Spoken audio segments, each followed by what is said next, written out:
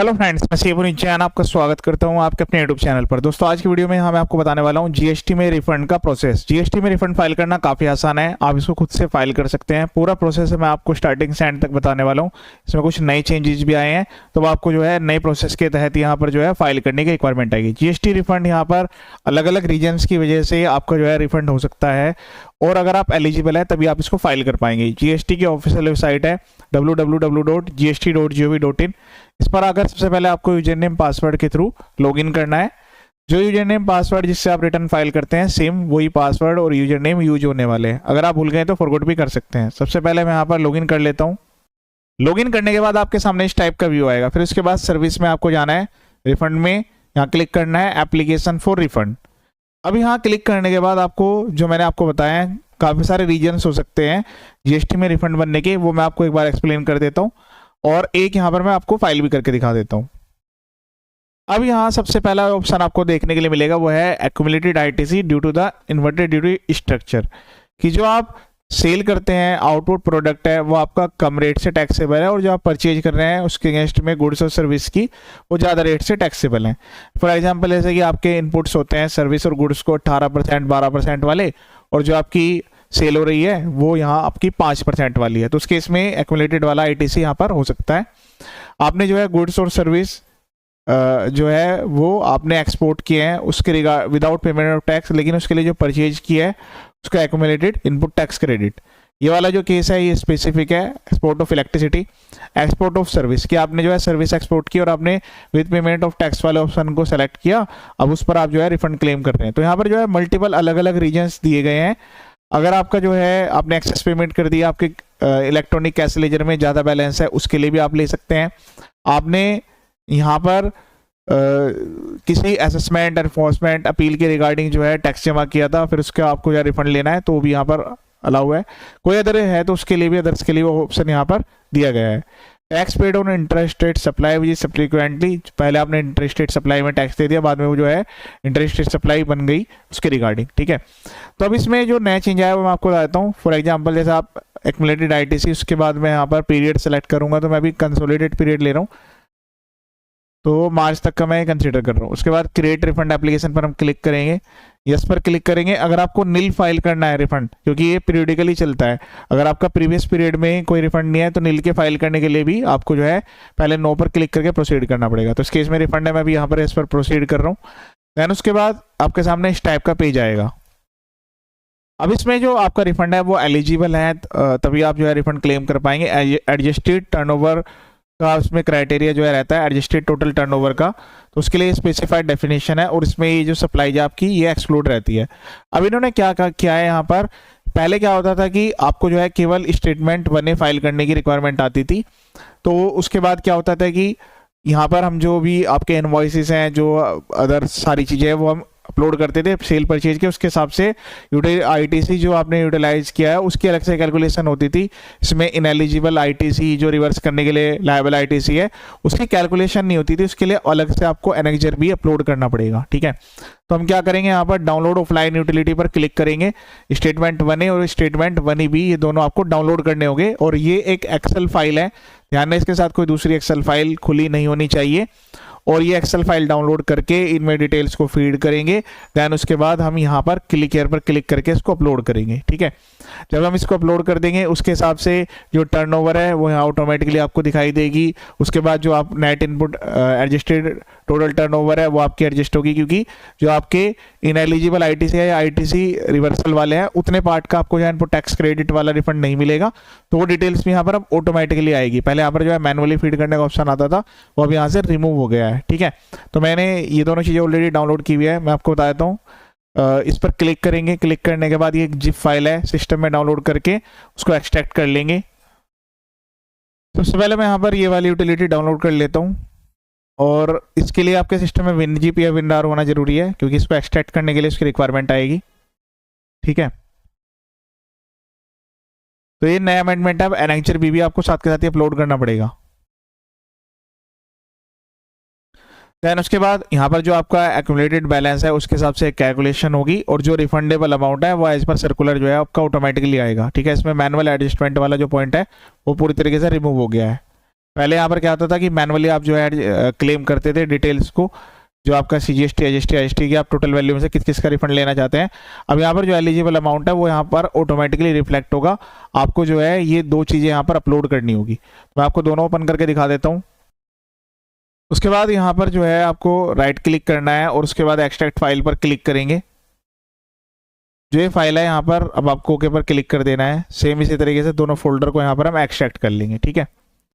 उसके बाद मैं आपको दोनों फाइल्स ओपन करके दिखा देता हूँ। एक बार जो फाइल है जो आपकी स्टेटमेंट बनने वाली है वो तो सेम प्रीवियस वाली है S01A, और ये वाली नई स्टेटमेंट यहाँ पर आई है जिसमें डिटेल्स हमें फिल करनी होगी।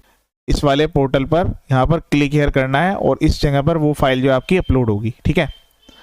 अब इसके बाद मैं आपको एक बार चेक करवा देता हूँ उसमें क्या क्या डिटेल्स हैं। तो ये S01 है, ध्यान रहे इसके साथ कोई दूसरी एक्सेल फाइल नहीं खुली होनी चाहिए, अदरवाइज ये फाइल जो है आपकी करप्ट हो जाएगी और फिर आपको दोबारा से रीजनरेट करने की रिक्वायरमेंट आएगी। तो इसमें जो है कुछ बेसिक डिटेल्स आपको एंटर करने की रिक्वायरमेंट आती है। सेल परचेज के इनवॉइस वाइज यहाँ पर एंट्री होगी। एनेबल कंटेंट पर क्लिक करेंगे। उसके बाद यहाँ पर जो है आपको डिटेल्स एंटर करने की रिक्वायरमेंट है। ये तो सेम है, वैसे ही है जैसे प्रीवियस थी। तो जो भी नए व्यूअर्स हैं उनके लिए मैं दोबारा से रिपीट कर देता हूँ। तो इसमें जो है सबसे पहले आपको जो है यहाँ पर इसको जो है स्क्रॉल डाउन करते हुए यहाँ पर जो है सबसे पहले GST नंबर आपको एंटर करना होगा। उसके बाद आप किस पीरियड से किस पीरियड का जो है ये डेटा एंटर कर रहे हैं, क्योंकि ये सिस्टम वैलिडेट करेगा उस पीरियड के, जैसे हम जुलाई से लेकर मार्च तक का कर रहे हैं। तो आपको जो है MM और YY फॉर्मेट में यहाँ पर डिटेल्स डालनी है, ठीक है। 072025 और कहाँ तक का हमने लिया है, मार्च तक का, तो 032026, ठीक है। उसके बाद यहाँ पर सीरियल नंबर, तो सीरियल नंबर आप जो है यहाँ पर मैनुअली 1 लिखेंगे। देन उसके बाद type of supply, type of inward supply में कि आपने जो है सर्विस परचेज किया है, गुड्स परचेज किया है, तो वो आपको लेना होगा। जैसे इस केस में क्या रजिस्टर्ड पर्सन से इनवर्ट सप्लाई है तो हम यहाँ ये लेंगे। बाकी अदर्स भी यहाँ पर लिए गए हैं, जैसे कि जो भी आपने गुड्स सप्लाई है SEZ से आपके पास आए हुए हैं तो वो डिटेल्स है, ठीक है। Import of goods, import of service, inward supply liable to be reverse charge और inward supply from registered person, हम यहाँ सेलेक्ट कर लेंगे। फिर उस वाले पर्सन का जो भी जिससे आपने परचेज किया है उसका GST नंबर लिखेंगे। टाइप ऑफ डॉक्यूमेंट में यहाँ पर लिखेंगे इनवॉइस और बिल ऑफ एंट्री, ठीक है। जो डेबिट नोट्स है उसके बेस पर भी आपका जो है इनपुट टैक्स क्रेडिट आप क्लेम कर सकते हैं। फिर उसके बाद जो इनवॉइस नंबर है वो यहाँ मेंशन करना है। डेट, तो डेट जो है इसी फॉर्मेट में रहना जरूरी है जो कि यहाँ पर रेड फील्ड में है। उसके बाद यहाँ पर जो आपको टैक्सेबल वैल्यू लिखनी है, ये तो आपको सारी डिटेल्स इनवॉइस में से देख के मिल जाएगी, या आप जो है अपना GSTR 2A2 भी डाउनलोड करेंगे, वहाँ से भी डिटेल्स आ जाती है, तो डायरेक्ट कॉपी पेस्ट भी कर सकते हैं, ठीक है। फिर उसके बाद IGST CGST HST इस पर क्या लगा हुआ है ये डिटेल्स आपको यहाँ पर एंटर करनी होगी। और 1 2 3 ऐसे यहाँ पर सीरियल नंबर, और जो ये डिटेल्स है यहाँ पर तो आपको ये वाली जो डिटेल्स है ये आप डायरेक्टली कॉपी पेस्ट कर सकते हैं, ठीक है। उसके बाद यहाँ पर जो GST नंबर है ये आप 2A से कॉपी कर सकते हैं। अगर आपकी सेम डिटेल्स है तो उसके लिए भी आप ये डिटेल्स यहाँ से डायरेक्ट कॉपी कर सकते हैं। उसके बाद टाइप ऑफ जो भी आपके इनवॉइस नंबर है ये भी आपको 2A2B से मिल जाएगा एक्सेल से, तो ये पोर्टल से आप डायरेक्ट ले लीजिएगा GST पोर्टल से। डेट भी आ जाएगी इनवॉइस की, और टैक्सेबल वैल्यू IGST CGST ये भी डायरेक्ट कॉपी हो सकते हैं, ठीक है। तो ये डिटेल्स आपको इनवर्ट सप्लाई के लिए यहाँ एंटर करनी है। फिर उसके बाद बात करते हैं आउटवर्ड सप्लाई। अब वो कौन कौन से इनवॉइसेस है जो कि आपने इस पीरियड में जारी किए हैं उसकी आपको डिटेल यहाँ पर एंटर करनी होगी। ये आप अपने GSTR1 से कर सकते हैं, तो उसमें आपकी हर टाइप की सप्लाई आपको एंटर करनी होगी। जो भी B2B वाली है, B2C लार्ज, B2C स्मॉल, जिस भी टाइप की आपकी सप्लाई है वो सारी की सारी यहाँ पर आपको एंटर करनी है। तो B2B सप्लाई के लिए तो जो आपके इनवॉइस नंबर है और सामने वाले पर्सन का GST नंबर भी आएगा। बाकी जो आपका ये B2C वाला केस है इसमें आपका स्मॉल है, लार्ज इस केस में जो है यहाँ पर आपको अलग से डिटेल देने की रिक्वायरमेंट नहीं है इनवॉइस वाइज। बस आपको टाइप ऑफ डॉक्यूमेंट में इनवॉइस और बिल सेलेक्ट करना होगा। जहाँ B2B है वहाँ तो इनवॉइस नंबर भी देना होगा, डेट भी देना होगा, और टैक्सेबल वैल्यू तो कंसोलिडेटेड जाती है। तो पर्टिकुलर जो भी आपका मंथ है, जैसे कि फॉर एग्जांपल जुलाई है तो जुलाई में जितनी भी B2C सप्लाई थी वो टोटल वैल्यू आप यहाँ पर एंटर कर देंगे। और जो B2B वाले हैं वो तो एक एक इनवॉइस आपको डालने पड़ेंगे, डिटेल्स आप अपने GSTR1 में से एंटर करेंगे। फिर उसके बाद जो टैक्स है वो यहाँ एंटर कर देंगे। फिर इस शीट पे क्या है कि यहाँ पर वैलिडेट का बटन दिया गया है, तो अगर आप कोई भी डिटेल्स मिस कर जाते हैं तो उस केस में आपको जो है यहाँ पर जैसे आप वैलिडेट एंड कैलकुलेट पर क्लिक करेंगे तो वो एरर दिखा देगा, तो उस एरर को रिमूव कर लेना है, इसको आपको सेव कर देना है, ठीक है। जो हमारी फाइल रेडी होगी हमें क्लिक हियर पर क्लिक करके यहाँ पर अपलोड कर देना है। लोड करने के बाद यहाँ पर जो फाइल आपकी वो अपलोड हो जाएगी, उसके बाद वैलिडेट स्टेटमेंट पर क्लिक करेंगे, प्रोसीड पर क्लिक कर देंगे। ठीक है, इस तरीके से आपको जो है प्रोसीड करना है। अब उसके बाद यहाँ पर एनेक्जर बी पर क्लिक करेंगे। एनेक्जर बी पर क्लिक करने के बाद यहाँ पर जो है क्लिक हेयर टू अपलोड पर क्लिक करना है, वैलिडेट स्टेटमेंट पर क्लिक करेंगे, उसके बाद प्रोसीड पर क्लिक करेंगे। ठीक है, तो मैं आपको सेकंड वाला फोल्डर एक बार दिखा देता हूँ।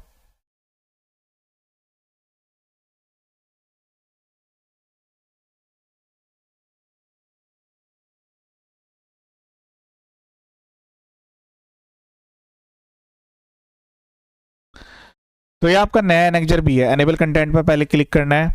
अब इसके बाद यहाँ जो है इसमें कैलकुलेशन होगी ऑटोमेटिकली। तो सबसे पहले जीएसटी नंबर एंटर करेंगे, फिर पीरियड उसी तरीके से एंटर कर लेंगे। अब उसके बाद मेन आता है वर्किंग। तो ये वर्किंग है यहाँ पर, ये ऑटोमेटिकली आएगी। क्या जो हम यहाँ पर अभी इनवॉइस की डिटेल्स एंटर करेंगे, उसके बेस पर टोटल आपका जीएसटी कितना है, जीएसटी कितना है, ये सारी डिटेल्स ऑटोमेटिकली आएगी। फिर जो रिवर्सल वाली वर्किंग है ये आपको खुद से करके और यहाँ एंटर करनी है। ठीक है, तो जो नॉर्मल आपका रिवर्सल है रूल 38, 42, 43 का और सेक्शन 17 सेक्शन 5 का, वो यहाँ एंटर करेंगे। और बाकी उसके अलावा कोई इधर रिवर्सल है तो वो यहाँ पर एंटर करेंगे। ठीक है, जैसे कि पीओएस रूल की वजह से आपको अलग से रिवर्सल करने की रिक्वायरमेंट आ गई, तो वो यहाँ रिवर्सल करेंगे। सीजीएसटी, एसजीएसटी, आईजीएसटी तीनों अलग अलग करने हैं। अब उसके बाद ये डिटेल्स यहाँ पर आपको एंटर करनी होगी, और जो ये वाली ये ब्लॉक डिटेल्स है, ये तो आपकी डिटेल्स यहाँ से खुद से ही फैच होंगी। ठीक है, अब मैं आपको बता देता हूँ, जैसे हमने वहाँ पर इन्वर्ट सप्लाई के रिगार्डिंग डिटेल्स अपलोड की थी, उसी तरीके से यहाँ पर भी वो डाटा कॉपी हो जाएगा। सीरियल नंबर तो यहाँ पर 1 2 3 आ जाएंगे। टाइप ऑफ इन्वर्ट सप्लाई में सेम उसी तरीके से यहाँ पर कि आपकी जो है import of goods, import of service, उसके अलावा invert supply from registered person. लेकिन यहाँ पर एक प्रॉब्लम है कि यहाँ पर जो डाटा है ना वो आप कॉपी पेस्ट नहीं कर पाएंगे, ये सबसे बड़ी दिक्कत है। इनको यहाँ पर एनेबल करना चाहिए था। देखिए जैसे मैंने कंट्रोल सी पेस्ट किया तो इस टाइप का आपको एरर मैसेज दिखेगा। ठीक है, तो आपको जो है सिंगल डिटेल्स यहाँ पर मेंशन करने की रिक्वायरमेंट आएगी। GST number, name of supplier, document number, उसके बाद डेट, उसके बाद वैल्यू, ये सब चीज़ें आपको जो है category of input service, input supply उसकी क्या कैटेगरी है, कि वो इनपुट्स है या फिर सर्विस है या फिर कैपिटल गुड्स है, तो ये आपको जो है मैनुअली डिटेल्स यहाँ पर एंटर करनी होगी। ठीक है, उसका HSN कोड क्या है, SSC कोड क्या है, उस पर टैक्स क्या है। पहले HSN और कैटेगरी वाला जो पॉइंट था यहाँ पर ये था ही नहीं कि ये जो सीट है यही नहीं यहाँ पर इन्होंने नई लॉन्च की है, तो इसमें डिटेल्स है पूरी यहाँ पर आपसे रिक्वायर्ड की जा रही है। उसके बेस पर आपका जो है टोटल इनपुट टैक्स क्रेडिट आएगा, सीजीएसटी, एजीएसटी जो भी यहाँ पर होगा। फिर उसके बाद आपसे पूछा जाएगा क्या यहाँ पर ये ब्लॉक्ड है, तो जैसे आप इस पर यस, यहाँ पर ऑप्शन दिया जाएगा यस, नो और पार्सली। तो अगर यस है तो पूरा का पूरा ब्लॉक्ड आ जाएगा, और अगर पार्सली है तो कितना इसमें आपको एलिजिबल है और कितना इनएलिजिबल है, उसके हिसाब से जो है डिटेल्स देनी होगी। तो अगर आप यस कर देंगे तो आगे की एलिजिबल आईटीसी वाला खत्म हो जाएगा। अगर नो है तो फिर यहाँ पर कितना एलिजिबल आईटीसी है वो आपको लिखना होगा। फिर उसके बाद यहाँ पर एलिजिबल आईटीसी है यस, उसके बाद आपको अगर यहाँ पर आप जो है यस सेलेक्ट करेंगे तो ये तो ब्लॉक्ड हो जाएगा। अगर आप यहाँ पर नो सेलेक्ट करेंगे तो उसके बाद आपसे पूछेगा कि एलिजिबल आईटीसी है यस, नो और पार्सली, तो अगर है तो फिर कितना है उसमें। तो इस तरीके से यहाँ पर डिटेल्स जो है वो प्रोवाइड करनी होगी आपको। तो थोड़ा यहाँ पर जो है आपकी वर्किंग काफ़ी ज़्यादा बढ़ गई है। फिर उसके बाद यहाँ पर ये डिटेल्स एंटर करने के बाद आपको जो है अमाउंट ऑफ एलिजिबल आईटीसी यहाँ पर जो है आपको मैनुअली टाइप करना होगा, जो भी आपकी वैल्यू है। और कंट्रोल सी वाला जो बटन है वो भी यहाँ पर जो है डिसेबल है। ठीक है, तो कंट्रोल सी में तो जैसे आप कॉपी करके पेस्ट करेंगे। फिर उसके बाद यहाँ पर जो है अमाउंट ऑफ इनएलिजिबल आईटीसी, तो जो आपका आईटीसी इनएलिजिबल है उसकी डिटेल यहाँ पर आपको देनी है। मतलब एलिजिबल अलग बताना है, इनएलिजिबल अलग बताना है। और जो आपका ये इनवॉइस है वो आपके किस to be return of period में दिखाया गया है, तो ये आपको जो है मंथ वाइज और ईयर वाइज डिटेल देनी होगी। तो यहाँ पर जो आपकी ये सीट कंप्लीट होती है, ये सारी डिटेल्स आपको जो है मैनुअली करनी पड़ेगी। फिर उसके बाद एक एक इनवॉइस की डिटेल्स एंटर करने के बाद यहाँ आपको जो है वैलिडेट एंड कैलकुलेट पर क्लिक करना है। तो इन्होंने जो है इनको ये करना चाहिए था, जो आप इनका S0 बने वाली जो सीट है उसमें केवल आउटवर्ड की डिटेल जानी चाहिए थी, और उसके बाद इनवर्ट सप्लाई के लिए तो पूरी डिटेल्स आपसे ले रही हैं। तो इसके यहाँ पर डाटा डुप्लीकेसी है कि एक बार वो डिटेल्स वहाँ पर वेरीफाई करी जा रही है, फिर उसके बाद वही डिटेल्स यहाँ पर भी आ रही है। अब इससे क्या होगा, जो भी डिटेल्स है इनएलिजिबल आईटीसी, टोटल आईटीसी, वो सब आपसे यहाँ पर ही ले लिया है। उसके बाद ये जो पोर्टल है यहाँ ऑटोमेटिकली जब आप इसको सेव करके एक्सेल को यहाँ पर क्लिक पर क्लिक करके अपलोड करेंगे, वैलिडेट पर क्लिक करेंगे तो स्टेटमेंट खुद से यहाँ पर वैलिडेट लेगी। तो सारा का सारी वर्किंग जो आपसे कराई जा रही है। प्रॉपर ऑफिसर का तो बस यहाँ पर डॉक्यूमेंट्स वेरीफाई करना है, उसके बाद जो रिफंड है वो जारी किया जाएगा। रिटेल सेंटर होने के बाद आपको यहाँ पर सारी डिटेल देखने के लिए मिलेगी, जो आपका एलिजिबल आईटीसी है, मैक्सिमम रिफंड कितना बन सकता है वो भी यहाँ पर मिलेगा। ये एडिट वाला पॉइंट है पूरी तरीके से रिमूव हो चुका है। रिफंडेबल अमाउंट है एज पर सर्कुलर नंबर 125/44/2019, ये सब कुछ आपको यहाँ खुद से आएगा। फिर उसमें से भी एलिजिबल जो आपका इनपुट टैक्स क्रेडिट है रिफंड लेने के लिए वो आपको यहाँ पर दिखेगा, टोटल रिफंडेबल अमाउंट इतना है और उसमें से एलिजिबल रिफंड आपका इतना है।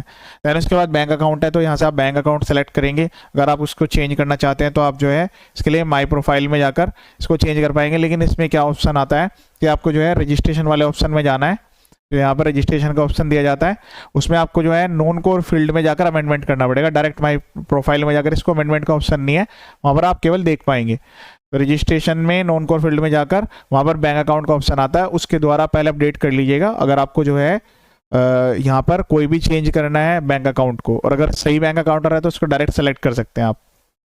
उसके बाद यहाँ आप जो है डॉक्यूमेंट अपलोड करेंगे, तो जो भी आपके सेल्स के इनवॉइसेस है, जो आपके परचेज के इनवॉइसेस है, वो यहाँ पर जो है आपको अटैच करने की रिक्वायरमेंट आएगी। जो पीडीएफ में आपको मतलब स्कैन जो आपको करने होंगे, एक फाइल साइज जो है 5 MB से ज़्यादा नहीं होना चाहिए और बस मैक्सिमम यहाँ पर 15 डॉक्यूमेंट्स आप जो है अटैच कर सकते हैं।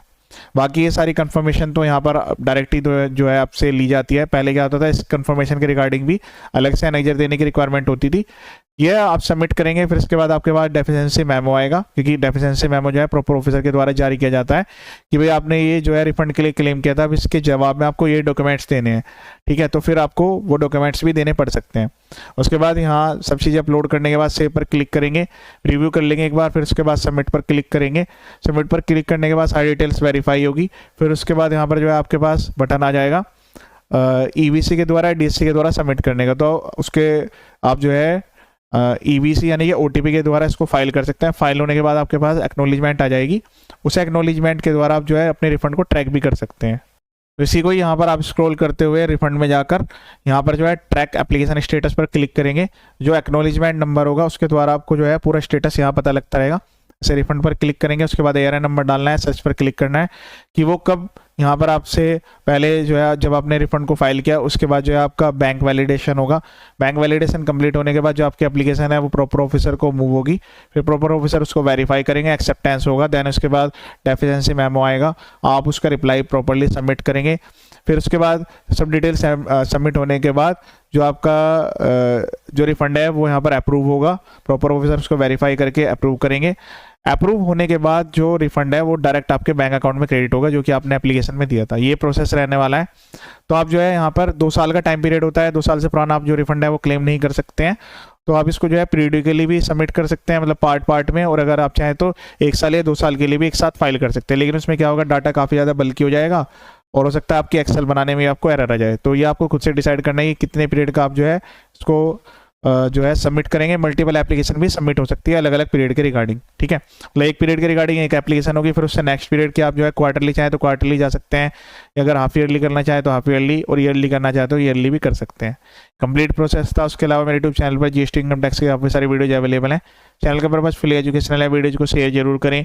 ये वीडियो देखने के लिए थैंक यू सो मच।